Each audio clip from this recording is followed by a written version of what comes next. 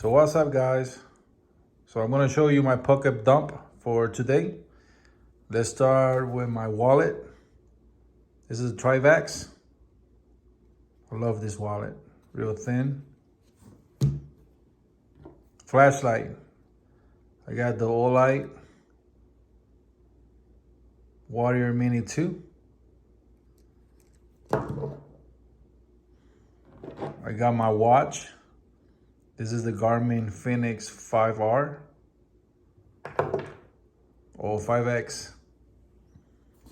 I got the Power Beat Pro. I got my keys for my Tacoma. I got the Gerber little pry bar. I've been using this one like for 5 years now. I got the Olight. I love this little flashlight. It's perfect. The lanyard from Trivax with a quick connect.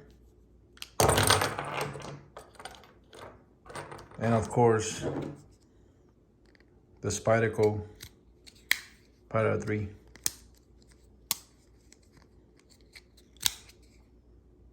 So this is my pocket dump for today.